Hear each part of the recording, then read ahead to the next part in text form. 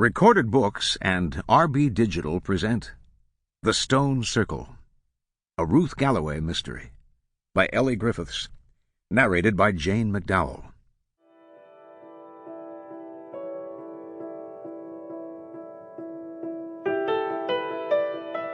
Chapter 1, 12th of February, 2016. DCI Nelson. Well, here we are again. Truly, our end is our beginning. That corpse you buried in your garden, has it begun to sprout? Will it bloom this year? You must have wondered whether I, too, was buried deep in the earth. O ye of little faith, you must have known that I would rise again.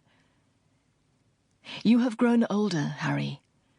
There is grey in your hair, and you have known sadness. Joy, too, but that also can bring anguish. The dark nights of the soul. You could not save Scarlet, but you could save the innocent who lies within the stone circle. Believe me, Harry, I want to help. The year is turning. The shoots rise from the grass. Imbolc is here, and we dance under the stars. Go to the stone circle. In peace. DCI Harry Nelson pushes the letter away from him and lets out something that sounds like a groan. The other people in the briefing room, Superintendent Joe Archer, DS Dave Clough, DS Judy Johnson, and DS Tanya Fuller, look at him with expressions ranging from concern to ill-concealed excitement. "He's back," says Clough. "Bollocks," says Nelson. "He's dead." "Excuse me," says Joe Archer, Super Joe to her admirers. "Would someone mind putting me in the picture?" Joe Archer has only been at King's Lynn for a year, taking over from smooth, perma-tanned Gerald Whitcliffe.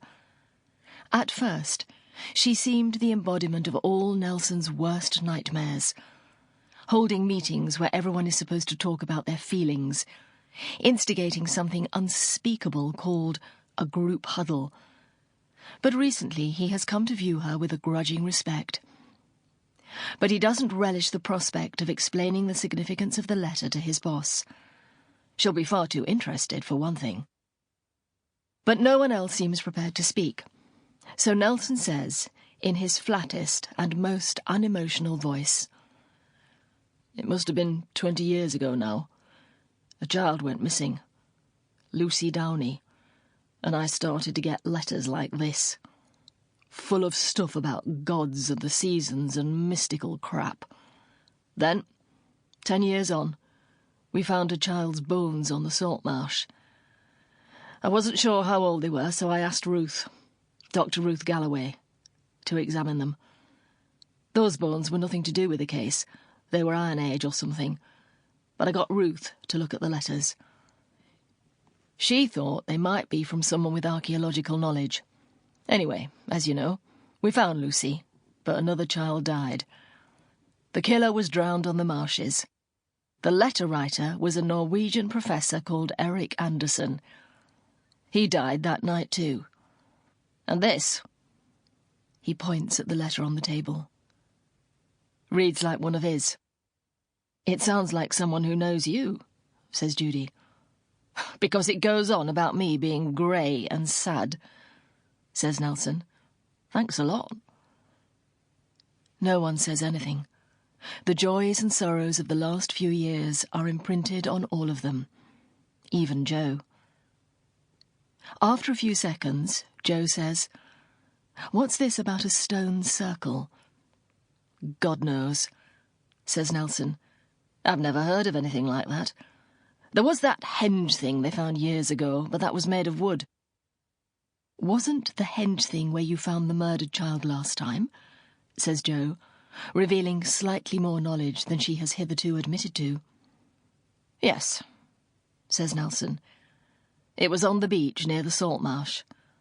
Nothing's left of it now. All the timbers and such like are in the museum. Cathbad says they should have been left. Sample complete. Ready to continue?